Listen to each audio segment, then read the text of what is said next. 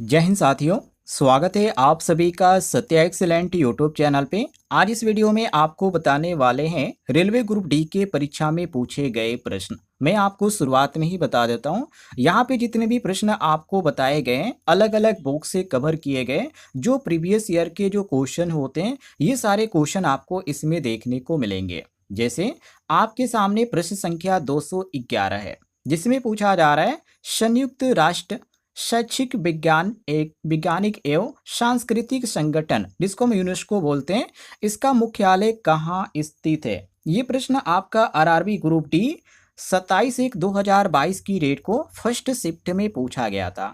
और इसमें आपका सही हो जाता है ऑप्शन बी पेरिस, क्योंकि आप सभी को मालूम है यूनेस्को की जो स्थापना हुआ था 1945 में हुआ था, 1945 में। और इसका जो मुख्यालय है पेरिस में, जो कि शिक्षा के लिए, विज्ञान की क्षेत्र में और सांस्कृतिक और विश्व धरोहर जो है एक तरह से ये जो करता है संरक्षण करता है, मतलब कि संरक्षण के क्षेत्र में ये काम करता है। तो यहाँ पे आपका बी ऑप्शन जो होगा पेरिस फ्रांस, ये आपका बिल्कुल सही हो जाएगा। और अदर यहाँ पे ऑप्शन दिए गए, जैसे ए ऑप्शन दिया गया जिनेवा। तो जिनेवा में आपको और भी बहुत सारी चीज़ का मुख्यालय देखने को मिलेगा।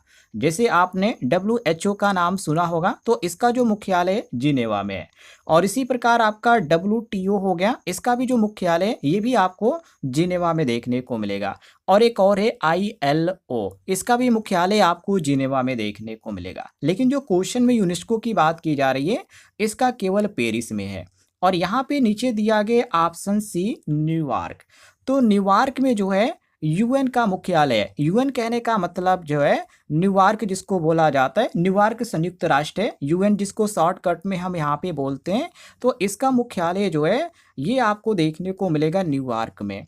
और यहाँ पे डी ऑप्शन दिया गया वियना।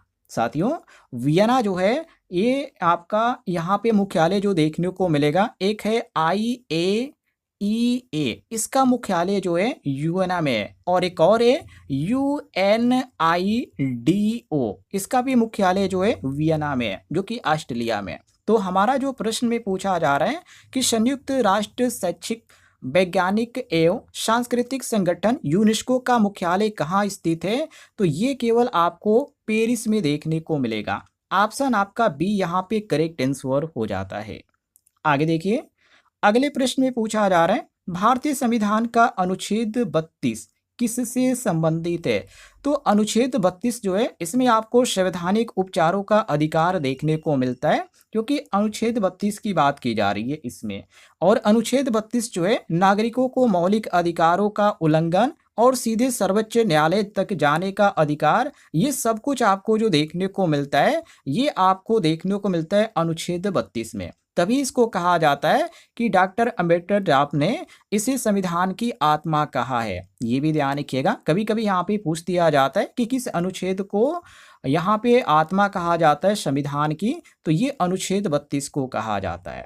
उसी प्रकार यहाँ पे भी ऑप्शन दिया गया समानता का अधिकार। तो समानता का जो अधिकार आपको देखने को मिलेगा अनुच्छेद 14 से लगाकर अनुच्छेद 18 तक, इसमें आपको यहाँ पे समानता का अधिकार देखने को मिलेगा। और राष्ट्रपति का चुनाव की हम बात करें, तो ये जो आपको देखने को मिलेगा प्रावधान, जो राष्ट्रपति के चुनाव का प्रावधान के अंतर्गत जाना जाता है, तो ये अनुच्छेद आपको 54 और अनुच्छेद 55 में देखने को मिलेगा। और वित्त आयोग यहाँ पे डी ऑप्शन दिया गया, तो ये तो आपको 280 में देखने को मिलेगा। कहने का मतलब ये है कि वित्त आयोग का जो गठन है अनुच्छेद 280 के अंतर्गत किया जाता है। बाकी ये सब यहाँ पे छोड़िए, सबको ध्यान रखिएगा। लेकिन जो प्रश्न में पूछा जा रहा है भारतीय संविधान का अनुच्छेद 32 किससे संबंधित है, तो ये संवैधानिक उपचारों का अधिकार देता है, इससे इसका संबंध है। और इसको संविधान का आत्मा भी बोला जाता है अनुच्छेद 32 को, ये भी आप ध्यान रखिएगा।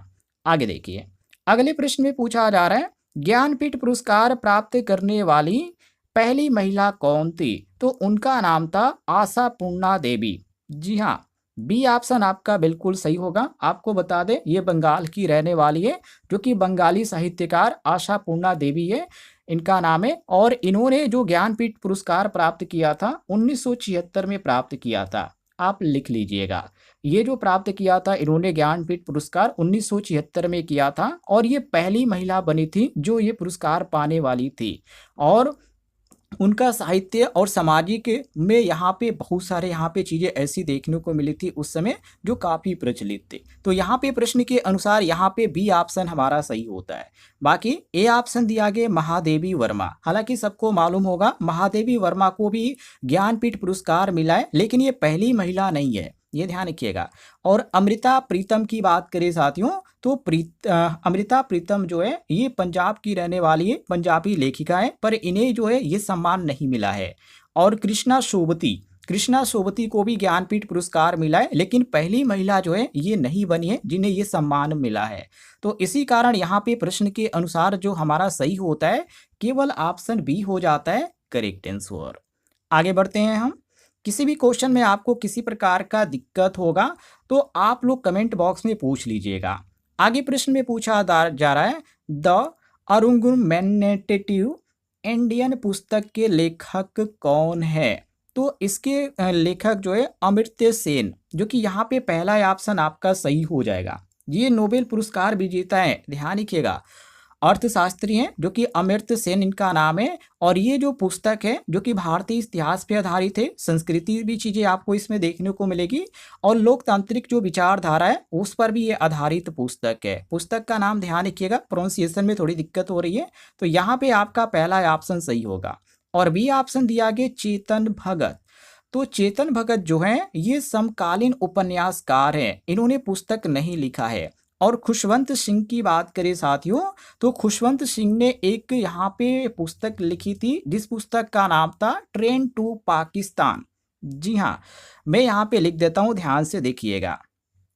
ट्रेन टू पाकिस्तान जो यहाँ पे पुस्तक है, ये जो लिखा गया था, ये पाकिस्तान पुस्तक जो है ये जो लिखा गया था, ये साथियों खुशवंत सिंह के द्वारा लिखा गया था। और विक्रम सेठ की बात करें तो इन्होंने भी एक बुक लिखी है, उसका नाम है अ सूटेबल बॉय। जी हाँ, अ सूटेबल बॉय, ये जो पुस्तक लिखा गया था विक्रम सेठ के द्वारा लिखा गया था। बाकी जो हमारा प्रश्न में पूछा जा रहा है तो उसके अनुसार यहाँ पे ए ऑप्शन सही होगा, अमर्त्य सेन। आगे बढ़ते हैं हम।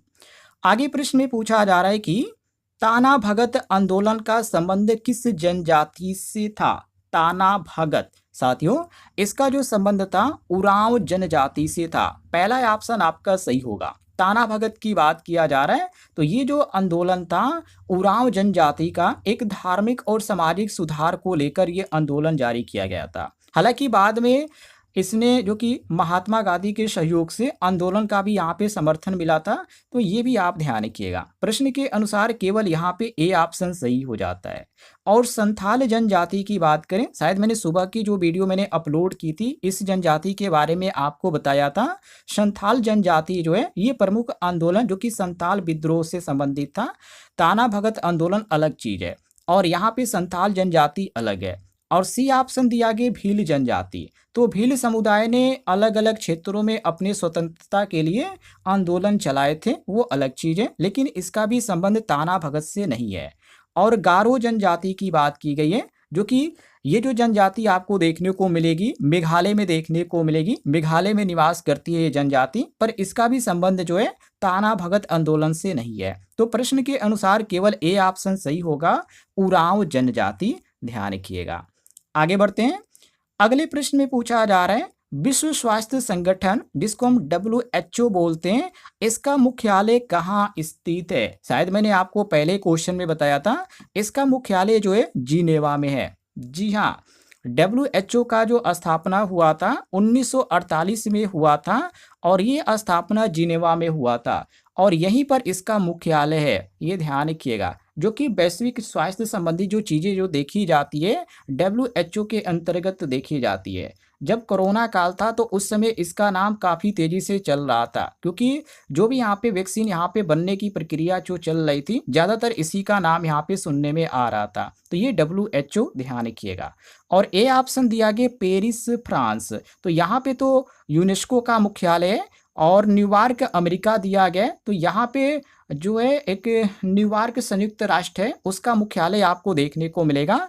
और रोम इटली दिया गया है। तो रोम में तो FAO, मैं यहाँ पे लिख देता हूँ, सबको याद नहीं होगा, FAO इसका जो मुख्यालय आपको देखने को मिलेगा ये रोम इटली, जो कि रोम की राजधानी जो है इटली है, तो यहाँ पर आपको देखने को मिलेगा FAO का यहाँ पे मुख्यालय। बाकी प्रश्न में केवल हमसे विश्व स्वास्थ्य संगठन की पूछा जा रहा है, WHO का मुख्यालय पूछा जा रहा है, तो ये जो है केवल आपको यहाँ पे देखने को मिलेगा जिनेवा में, स्विट्जरलैंड में। ऑप्शन आपका यहाँ पे बी करेक्ट आंसर हो जाता है।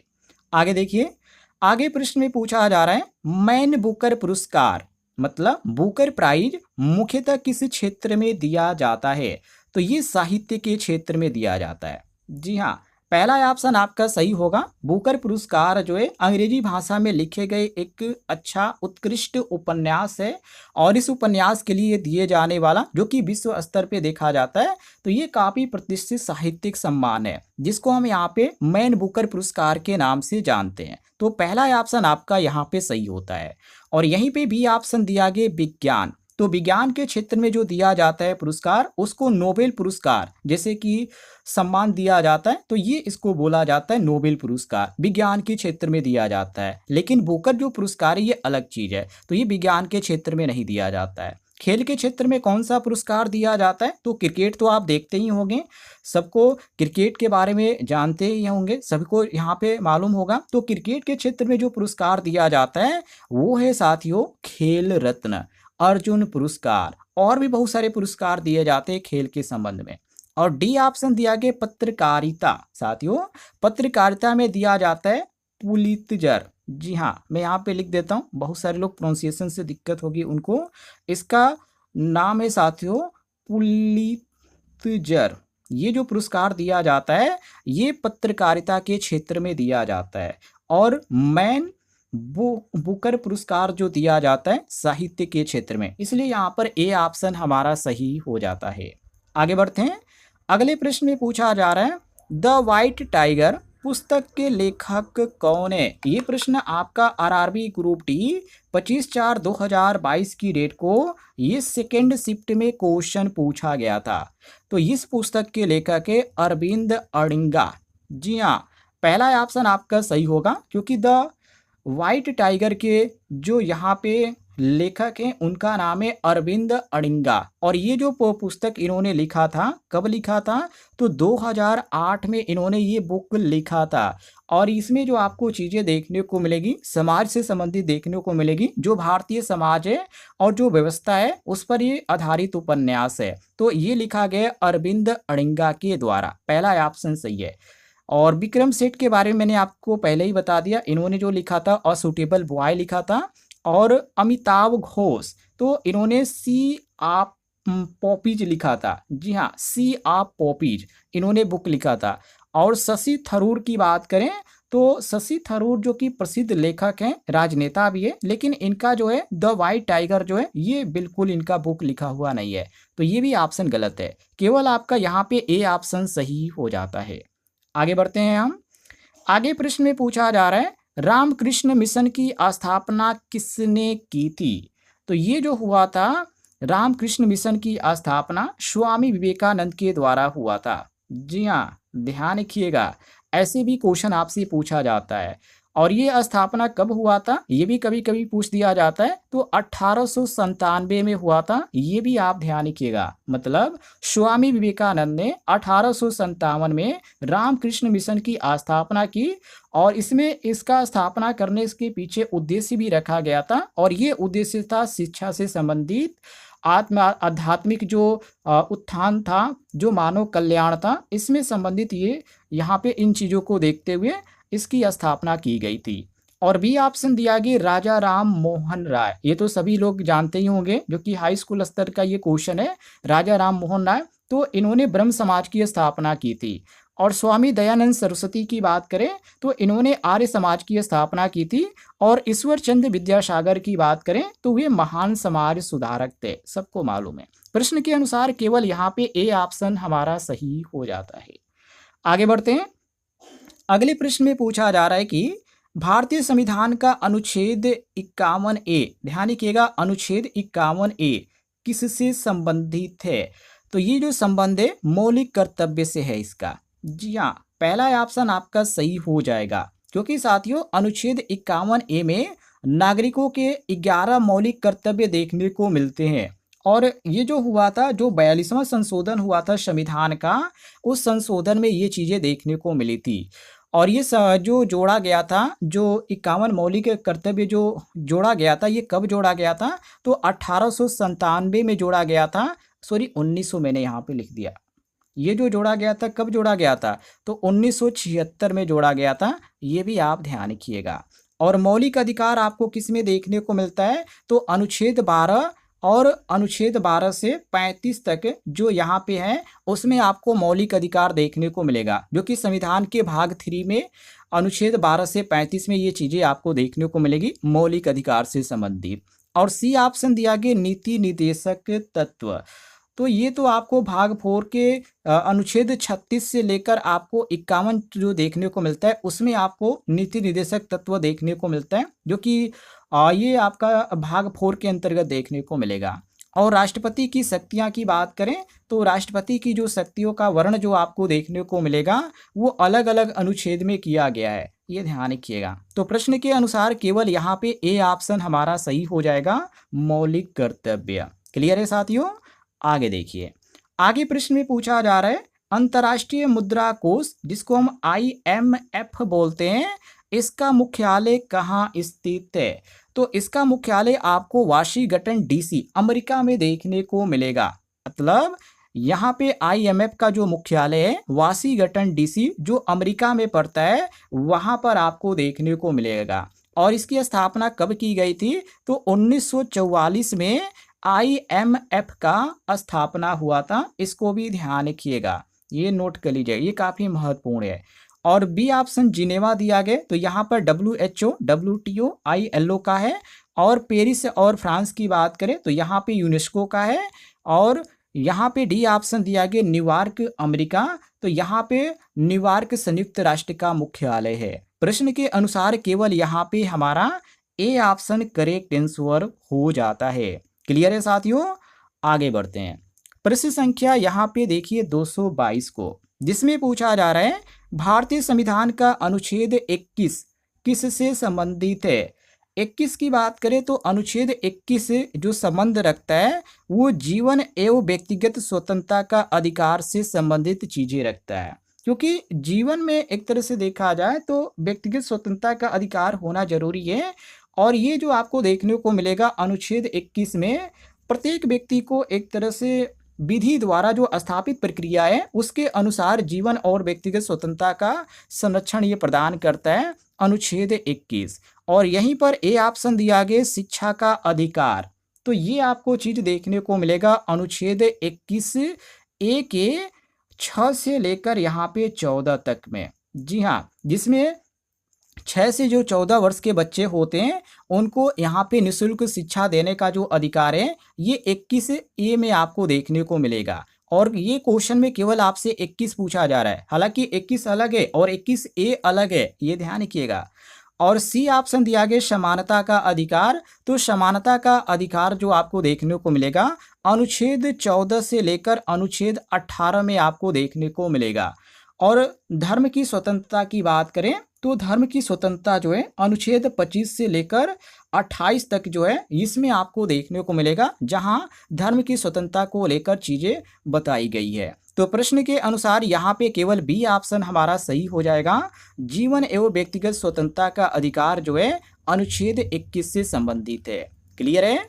आगे हम बढ़ते हैं। आगे प्रश्न में पूछा जा रहा है मैग्सेसे पुरस्कार किस देश के नाम पर दिया जाता है? ये कई बार एग्जाम में पूछा भी जा चुका है। तो ये जो दिया जाता है फिलीपींस, जी हाँ, इस देश में दिया जाता है। हालांकि आपको बता दें ये जो पुरस्कार है जिसको हम फिलीपींस के नाम से यहाँ पे पूछा जा रहा है कि मैग्सेसे पुरस्कार कहाँ पे दिया जाता है, तो फिलीपींस देश में दिया जाता है। तो यहाँ पे जो थे, जो पूर्व राष्ट्रपति जो कि रेमन मैग्सेसे जो थे, उनकी स्मृति में जो कि एशिया में सबसे अधिक सेवा जो था, जो ज़्यादा यहाँ पे लोगों से यहाँ पे जुड़े हुए थे, एक तरह से देख कहा जा सकता है कि जो नेता थे, लीडर थे, वो जुड़े हुए थे। तो उनके नेतृत्व में जो कि सामाजिक योगदान के कारण उनके नाम से ये पुरस्कार दिया जाना शुरू हुआ। तो ये ध्यान रखिएगा, मैसेसे पुरस्कार। हालांकि जब आपसे पूछा जाए कि उनका नाम क्या था, तो आप ध्यान रखिएगा, रेमन इनका नाम था, रेमन मैग्सेसे, नोट कर लीजिएगा। ये फिलीपींस देश के थे और इन्हीं के नाम से मैसेसे पुरस्कार दिया जाता है। और ए ऑप्शन दिया गया जापान। तो जापान में आपको अनेक अंतर्राष्ट्रीय सम्मान देखने को मिलेंगे, लेकिन मैग्सेसे जो है ये केवल आपका फिलीपींस में दिया जाता है, बाकी किसी देश में नहीं दिया जाता है, ये ध्यान रखिएगा। आगे देखते हैं। अब ये क्वेश्चन आप लोग बताइएगा। ये एक पुस्तक का यहाँ पे नाम दिया गया है, क्रिएटेड माइंड पुस्तक है, और इसके लेखक पूछा जा रहा है कि इसके लेखक कौन है। तो इसके लेखक ये सबको मालूम होना चाहिए, डॉक्टर एपीजे अब्दुल कलाम है। जी हाँ, इस पुस्तक के लेखक जो हैं डॉक्टर एपीजे अब्दुल कलाम है। इनकी प्रसिद्ध ये पुस्तक है, नोट कर लीजिएगा। ये कई बार एग्जाम में पूछा जा चुका है और हल्का भी क्वेश्चन है। प्रश्न संख्या 225, जिसमें पूछा जा रहा है कि बिरसा मुंडा का संबंध किस जनजाति से था। तो इसका जो संबंध था मुंडा जनजाति से था। जी हाँ, इसके बारे में शायद मैंने आपको सुबह बताया था, जिसका पूरा नाम है बिरसा मुंडा। तो मुंडा जनजाति के महान स्वतंत्रता सेनानी और समाज सुधारक के रूप में ये जाने जाते हैं। इन्होंने अल गुलान आंदोलन का नेतृत्व किया था। मैं यहाँ पे लिख देता हूँ, अल गुलान ये एक आंदोलन चलाया गया था इनके द्वारा, और इसका ये नेतृत्व इन्होंने किया था, अंग्रेजी शासन को चुनौती दी थी। तो ये जो है बिरसा मुंडा का जो संबंध है ये मुंडा से, नोट कर लीजिएगा। उरांव अलग है, संथाल अलग है, भील अलग है। हालांकि भील आंदोलन के प्रमुख नेताओं में से एक जाने जाते जिनका नाम था तात्या भील। तो इन्हीं के नाम से ये आंदोलन चला था, जिसको हम भील के नाम से जानते हैं। चलिए आगे देखते हैं। आगे प्रश्न में पूछा जा रहा है कि विश्व व्यापार संगठन WTO का मुख्यालय कहाँ स्थित है। तो ये आपको देखने को मिलेगा जिनेवा स्विट्जरलैंड में है, जो कि यहाँ पर आपको देखने को मिलेगा। WTO इसका जो स्थापना हुआ था 1995 में हुआ था, और इसका मुख्यालय जो है जिनेवा में आपको देखने को मिलेगा। और ये किस लिए प्रसिद्ध माना जाता है, तो व्यापार के नियमों के संचालन के लिए ये प्रसिद्ध है। व्यापार विवादों का समाधान करता है, उसके लिए प्रसिद्ध माना जाता है। तो ऑप्शन आपका यहाँ पे ए करेक्ट आंसर हो जाएगा। आगे बढ़ते हैं साथियों। अगले प्रश्न में पूछा जा रहा है कि नोबेल शांति पुरस्कार किस देश में प्रदान किया जाता है। मोस्ट इम्पोर्टेंट क्वेश्चन है। तो ये नॉर्वे में किया जाता है। जी हाँ, नोबेल शांति पुरस्कार जो है हर वर्ष नॉर्वे की राजधानी जो ओस्लो है वहाँ पे नॉर्वेजियन नोबेल पुरस्कार द्वारा ये यहाँ पे दिया जाता है। तो ये नॉर्वे, यहाँ पे आपका बी ऑप्शन सही होगा। स्वीडन की बात करें तो स्वीडन में भौतिकी, रसायन और चिकित्सा क्षेत्र में बहुत सारे यहाँ पे पुरस्कार दिए जाते हैं, पर नोबेल पुरस्कार जो यहाँ पे दिया जाता है ये स्वीडन में दिया जाता है, ये ध्यान रखिएगा। तो लेकिन यहाँ पे क्वेश्चन में आपसे पूछा जा रहा है नोबेल शांति पुरस्कार, तो इसलिए यहाँ पे हम बी ऑप्शन को सही मारेंगे। डेनमार्क भी गलत हो जाएगा, क्योंकि डेनमार्क का नोबेल पुरस्कार जो कि वितरण से इसका तो कोई संबंध ही नहीं है, यहाँ पे दिया जाता है, लेकिन खास यहाँ पे चीज़ें कुछ अलग होती है। और फिनलैंड की बात करें तो फिनलैंड जो है ये शिक्षा के लिए प्रसिद्ध माना जाता है। नोबेल शांति पुरस्कार यहाँ पे प्रदान नहीं किया जाता है। तो प्रश्न के अनुसार केवल यहाँ पे बी ऑप्शन हमारा सही हो जाएगा। आगे देखिए। आगे प्रश्न में यहाँ पे पूछा जा रहा है कि माई ट्रूथ पुस्तक के लेखक कौन है। तो इस पुस्तक के लेखक हैं जिनका नाम है मोरारजी देसाई। मोरारजी देसाई नाम ध्यान रखिएगा। माई ट्रूथ जो है भारत के पूर्व प्रधानमंत्री मोरारजी देसाई जिनका नाम है, ये इन्होंने एक तरह से कथनात्मक पुस्तक इन्होंने लिखा था, जिसमें अनेक इन्होंने सार्वजनिक जीवन और राजनीति से चीज़ें यहाँ पे जुड़ी चीज़ें इन्होंने लिखा था, जिस पुस्तक का नाम है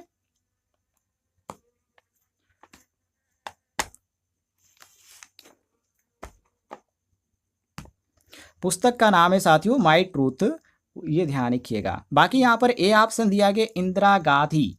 तो साथियों इंदिरा गांधी जो कि इन्होंने बुक नहीं लिखा था, हालांकि राजनीति में इनका योगदान है, भारतीय राजनीति में, लेकिन इन्होंने पुस्तक नहीं लिखा है।